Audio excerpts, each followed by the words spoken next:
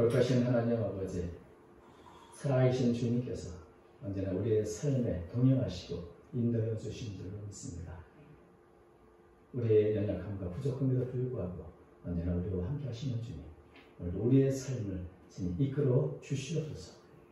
특별히 오늘 말씀을 듣는 시간입니다. 부활절 아침에 주께서 우리에게 주시는 말씀을 마음에 새기게 하시고 그 말씀에 순종하며 또 그 말씀을 우리의 삶의 근거로 삼고 믿음으로 벌의 증인의 삶을 살아가는 제자들로 인도해 주옵소서. 부족하고 연약한 중에 주의 말씀을 듣고 섰사오니 주님 부인의 여기서 사용하여 주옵소서. 주 예수님의 이름으로 기도하옵나이다. 아멘. 부활절 예수님께서는 성경대로 죽으셨고 또 성경대로 다시 살아나셨습니다. 예수님의 십자가의 죽음이 역사적 사실이든 예수님의 부활도 역사적 사실임을 저는 믿습니다. 예수님의 부활의 측면으로서 앞으로 우리 모든 성도에게 일어날 그 부활에 대한 첫 본보기라고 믿습니다. 저는 개인적으로 이 부활절을 맞이하면 살아계신 예수님께서 그 부활하셔서 예수님을 십자가에 못 박으라고 이렇게 소질렀던 군중들 앞에 나타나시거나 혹은 뭐 빌라도나 대제사장 가야바에 나타나셨으면 얼마나 좋았을까. 혹은 지금도 예수를 믿는 것을 참 어리석은 일로 생각하는 이들에게 예수님께서 직접 나타나 주시면 얼마나 좋을까 이런 생각을 할 때가 있습니다. 그러면 사도 바울이 교회를 핍박하는 것이 옳은 줄 알고 그렇게 핍박했던 사도 바울이 부활하신 예수님을 만나고 자신의 잘못을 깊이 뼈저리게 깨닫고 회개했던 것처럼 그렇게 변화되지 않을까 그런 생각도 하게 됩니다. 그런데 부활하신 예수님이 나타나고 그 부활하신 예수님을 만나는 이 일은 사실 아무개나 일어난 일은 아니었습니다. 특별한 하나님의 은혜를 입은 분들이 바로 부활하신 예수님을 만났던 것을 성경을 통해서 보게 됩니다.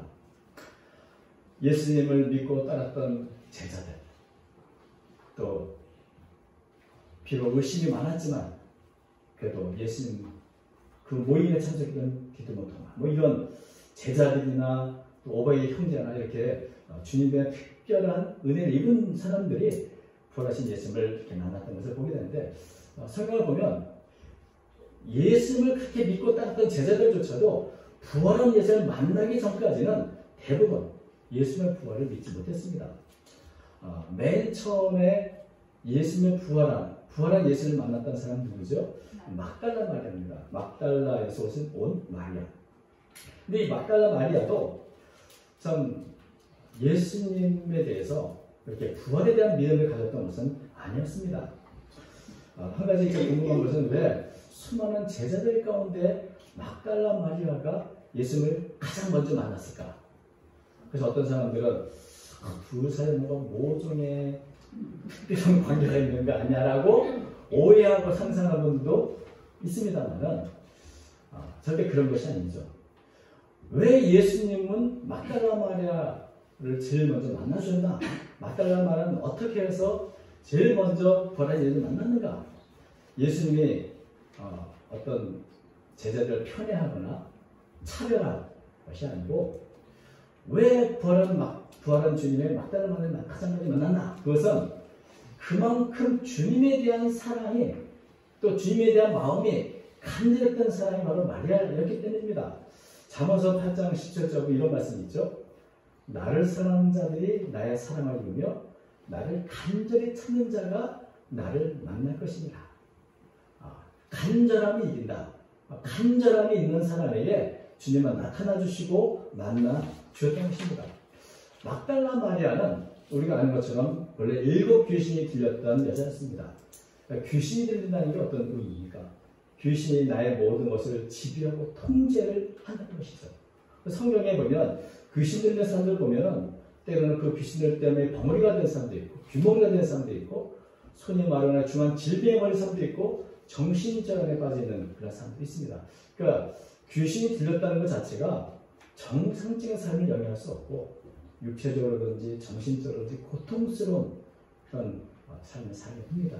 또 모든 인간관계는 깨지게 되는데 귀신 들린 사람으로부터 이렇게 구해낼 방법이 사실 쉽지 않죠. 그래서 대부분 그렇게 비참한 살아가는 모습을 알지만 보지만 그냥 포기하고 내버려두는 경우가 참 많습니다.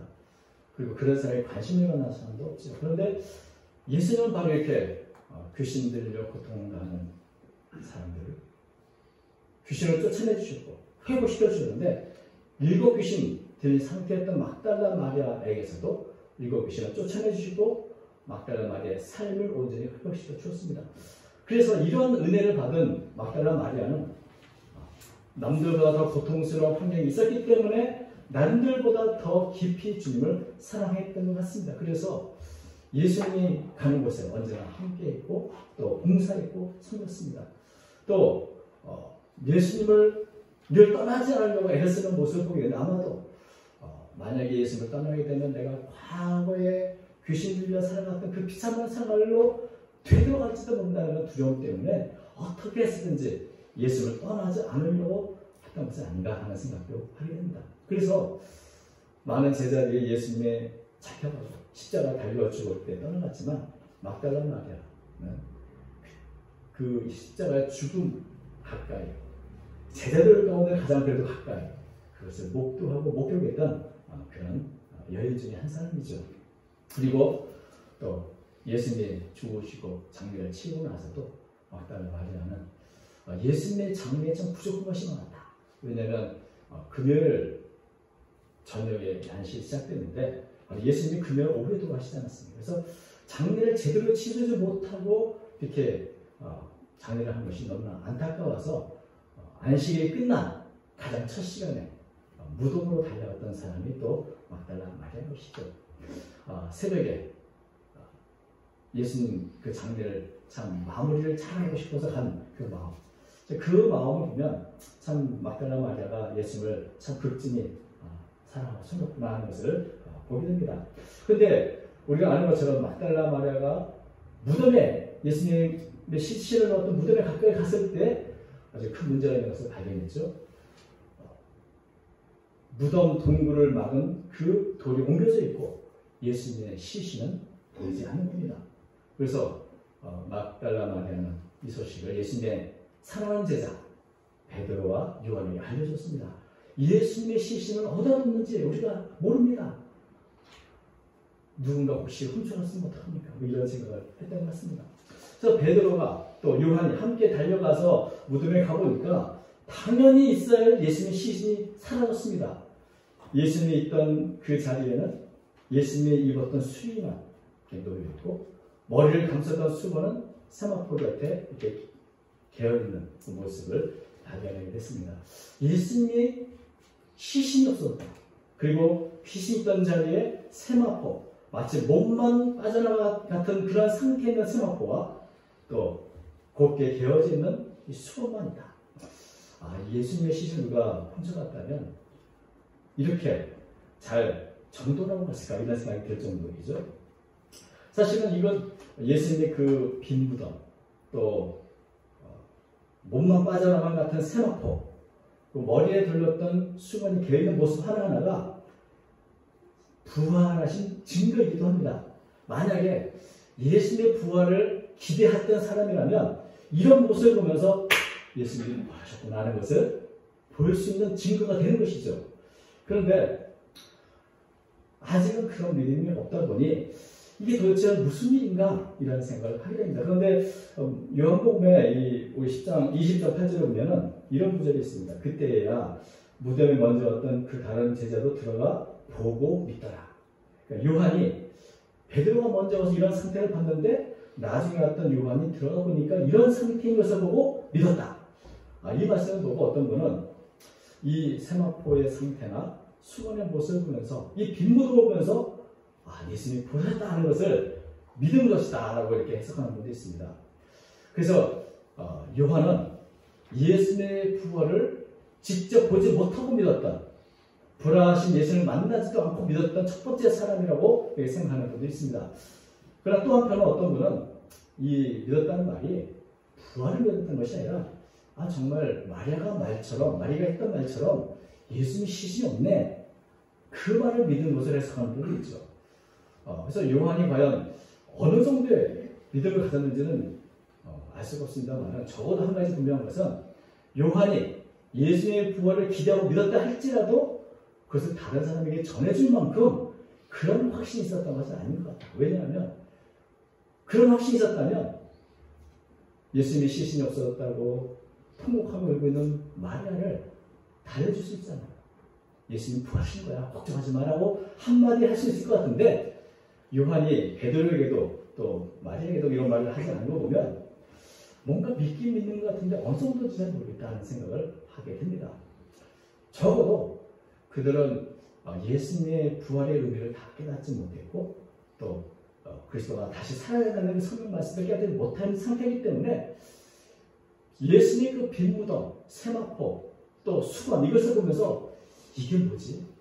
긴가민가한 그런 상태, 뭔가 미심쩍고 당황스러운 그런 상태에서 더 이상 아무것도 하지 못하고 집으로 돌아가 버렸습니다.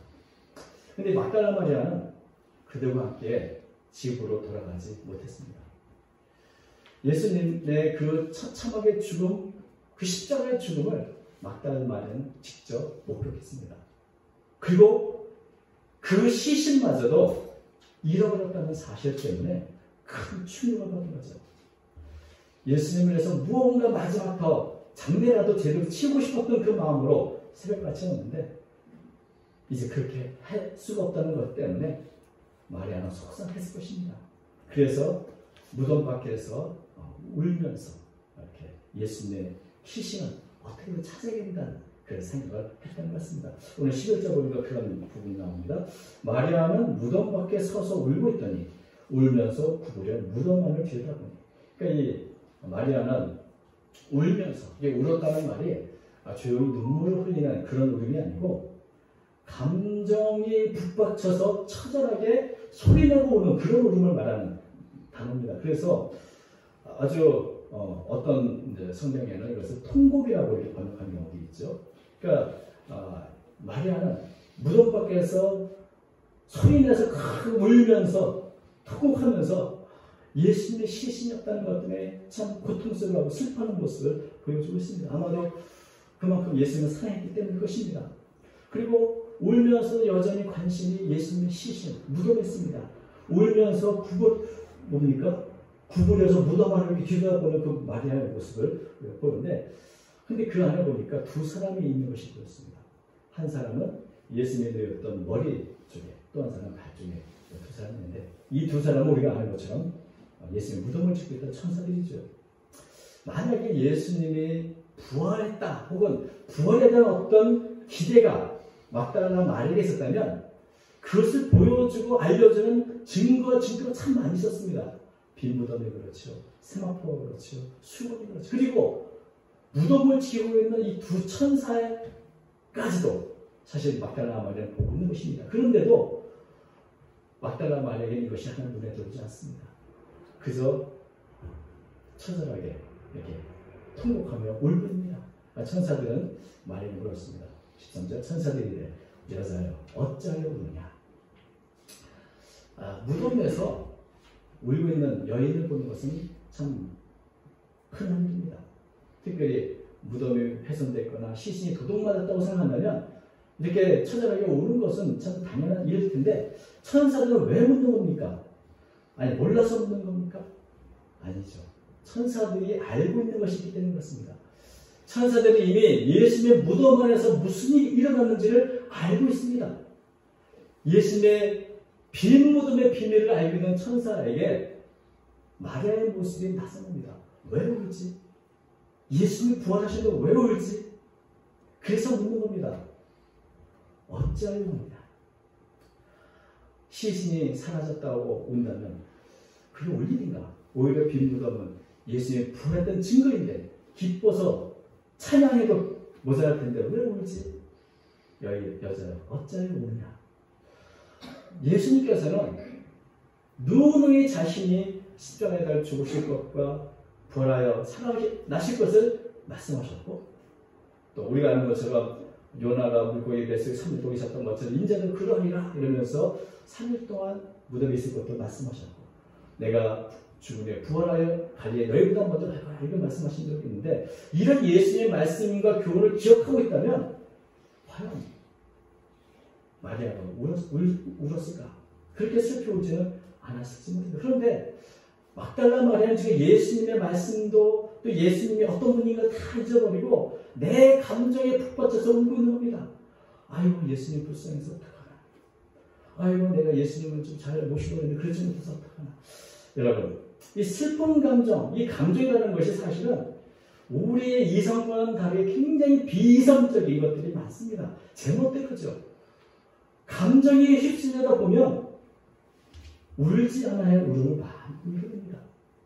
분노하지 않아야 그것에 분노를 나타내게 됩니다. 그래서 큰 사고 치는 경우가 많이 있게 되는 것이죠. 슬픈 감정에 빠지다 보니 예수님의 말씀을 전혀 기억하지 못하고 있고 제대로 상황을 파악하지 못하고 있기 때문에 천사는 왜 우느냐고 묻는 겁니다. 그것은 몰라서가 아니라 이 사건을 좀 더 다른 각도에서 신중하게 생각해봐라. 좀 더 예수의 말씀 좀 기억 좀 해보고 왜 이런 일이 일어났는가 한번 생각해보라는 그런 기대를 갖고 묻는 겁니다. 그런데 막달라 마리아에게는 그런 천사의 어떤 물음의 의도를 알 수가 없습니다. 그저 예수님의 시신이 없었어요. 그것 때문에 계속해서 예수님의 시신, 죽음, 이거에 매여서 울고 있는 것입니다. 여러분, 우리가 사랑하는 사람을 죽음으로 이렇게 먼저 떠나보낼 때 우리의 초점은 늘 차디찬 무덤에 고정되어 있습니다. 아름다운 추억에 매여 있습니다. 그래서 눈물을 흘리고 슬퍼하고 고통스럽습니다. 그러나 이런 슬픔의 감정 때문에 어떤 면에서는 울지 않아도 될 울음을 우리는 많이 울게 됩니다. 여러분, 우리가 생각하는 것이 전부가 아닙니다. 하나님의 행하신 일은 우리의 생각을 초월한 일들을 하고 계시고 예수님의 부활이 바로 그런 일 중에 하는 것이죠. 우리가 죽어야 할 죽음, 우리의 영원한 불행한 운명에서 벗어나도록 십자가에서 죽으셨고 부활하여 승천하신 분이 예수님이신데 그 앞에서 예수님이 행하신 일을 기억하지 못하고 예수님의 말씀과 교훈을 다 잊어버리고 내 감정, 내 사고방식에 매여서 울지 않아도 될 울음을 울고 있는 것입니다. 우리가 눈을 들어 영원한 세계를 바라본다면, 영원한 생명의 주권자 하나님을 바라본다면 사실은 이런 슬픔의 모든 감정들에서 벗어날 수가 있게 되는 것입니다. 막달라 마리아는 빈 무덤 바라보며 울고 있는데 천사는 묻습니다. 어찌하려 우느냐? 이런 모습은 어찌 보면 부활을 모르는 믿지 않는 사람들이 참 예수님이 부활하셨고 구원의 길이 있고 영원한 생명이 있는데도 불구하고 그것을 알지 못해서 여전히 죽음 앞에 두려워하고 죽음 앞에 눈물을 흘리는 그런 모습을 상징적으로 보여주는 것은 아닌가 하는 생각도 하게 됩니다. 예수님, 마리아의 관심은 오직 예수님의 시신, 죽음에 매여 있는데, 그래서 마리아는 그저 왜 오냐는 대답에, 질문에 예수님의 시신을 누가 가져갔는지 모르기 때문에 대답했습니다. 그런데 이 대답을 하면서 마리아가 뒤를 돌아보게 됩니다. 14절, 이발을 하고 뒤로 돌이켜 예수께서 서 계신 것을 보았으나 예수이신 줄은 알지 못하더라. 왜 마리아가 뒤를 돌아봤을까요? 여기 두 가지 변화가 있습니다. 하나는 뭔가 뒤에서 인기척 소리가 나 그래서 돌아왔다는 변화가 있고, 또 하나는 천사가 물어보면서 손짓을 할 때 뒤를 좀 봐라. 뒤를 보라고 이렇게 손짓을 했다. 그래서 마리아가 저분들이 뭘 가리키는 거야 하고 뒤를 돌아봤다는 그런 변화가 있습니다. 둘 다 재밌는 변화가 있어요. 근데 아무튼 마리아가 뒤를 딱 돌아봤습니다. 근데 거기에 부활하신 예수님이 계셨습니다. 그런데도 막달라 마리아는 예수님이신 줄을 알아보지 못했습니다. 예수님은 천사가 물어봤던 질문 또 묻습니다. 예수께서 이르시되 여자여 어찌하여 울며 누구를 찾느냐. 자기 감정, 자기 생각 속에 매여있는 마리아에게 그것을 좀 깨달아 또 묻는 것입니다. 그런데 마리아는 이렇게 예수님의 질문을 들으면서 대화하면서도 자신이 대화하는 그분이 바로 예수님이라는 것을 알지 못하는 것이죠. 왜 그랬을까요? 왜 예수님을 이렇게 그토록 알아보지 못했을까요? 여기도 몇 가지 이유가 있습니다. 하나는 막달라 마리아가 너무 슬퍼서 계속 울고 있기 때문에 눈물이 가려가지고 앞이 잘 보이지 않아서 예수님을 알아보지 못했다. 이런 견해도 있고, 또는 예수님의 몸이 예전의 몸과 다른 신령한 부활체가 됐기 때문에 전혀 낯선 예수님의 모습이기 때문에 알 수가 없었다. 엠마오로 갔던 두 제자도 부활하신 예수님을 알지 못했던 것처럼, 그래서 마리아는 예수님을 알아볼 수 없었던 것이다 하는 경우도 있고, 또 그것과 더불어서 마리아의 생각이 문제는 것이죠. 우리가 눈으로 본다고 다 보이는 게 아닙니다.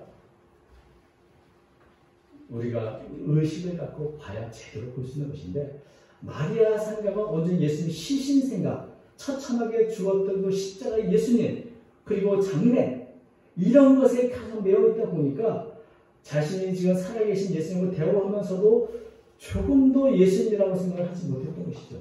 봐도 보이지 않았던 것입니다.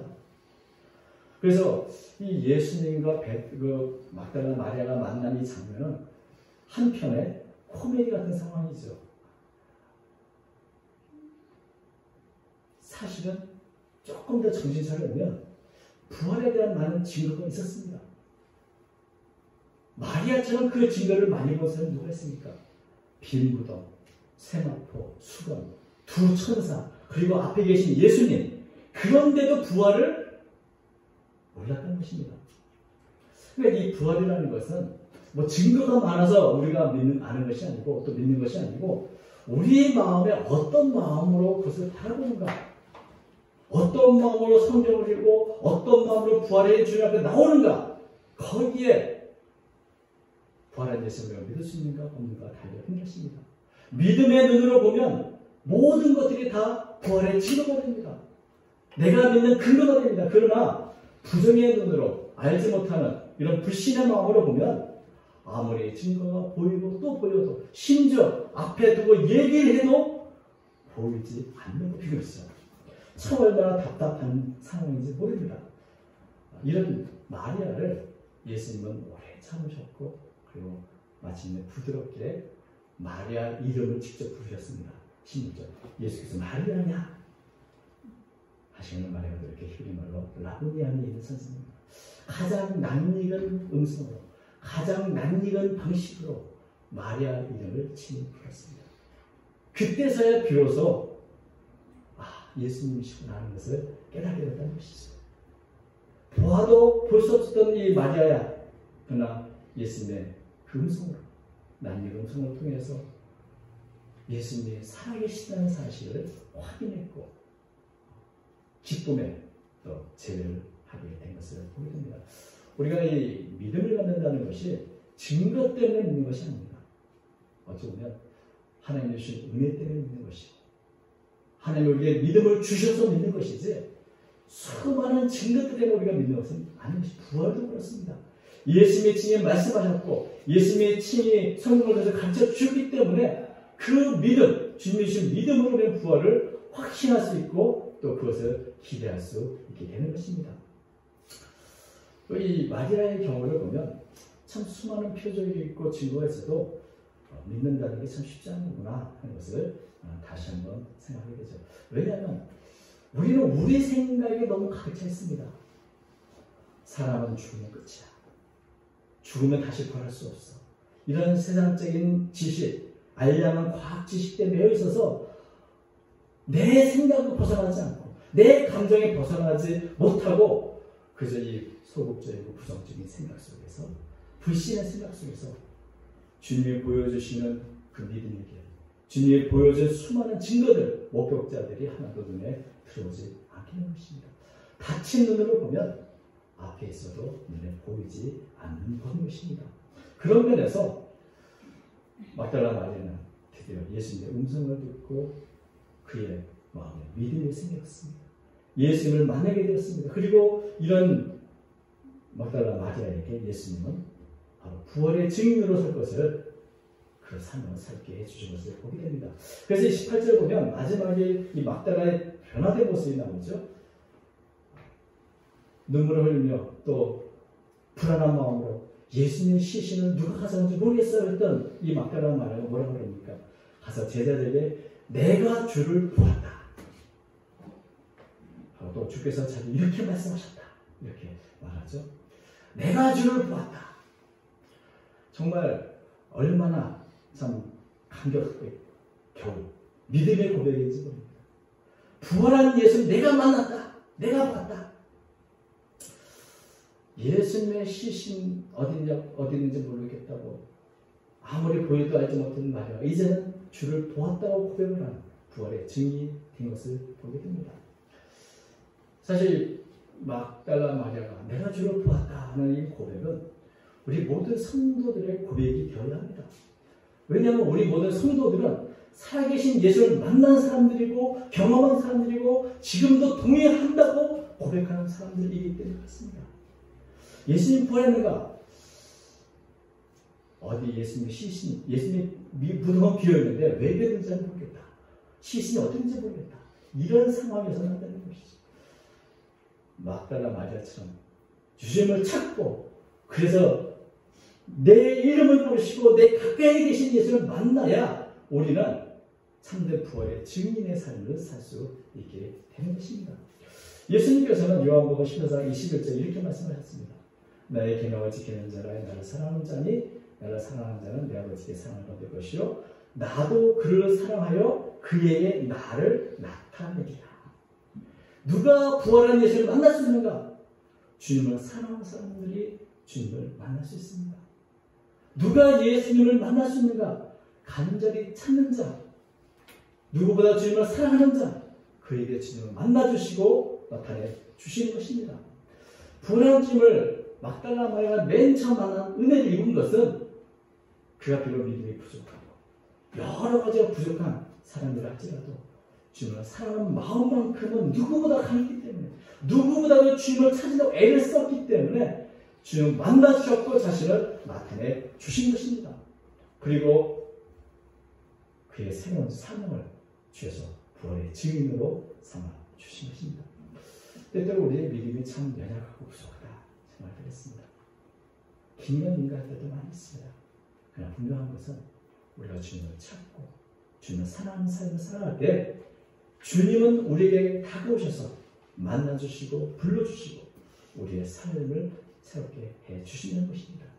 이번 부활절에 이런 은혜가 우리 모두에게 임하시기를 주님으로 축원합니다. 기도하겠습니다. 연약하고 부족한 우리를 아시는 주님, 우리의 믿음 없음을 긍휼하소서. 믿음의 믿음을 더해 주시옵소서. 살아계신 주님과 동행하는 삶을 살아가도록 도와주시고 영원한 하늘나라의 소망을 두고 기쁨으로 사는 자가 되도록 도와주옵소서. 험하고 지친 인생길, 죽음으로 끝난 허무한 삶에 우리가 초점을 맞추지 않게 하시고 그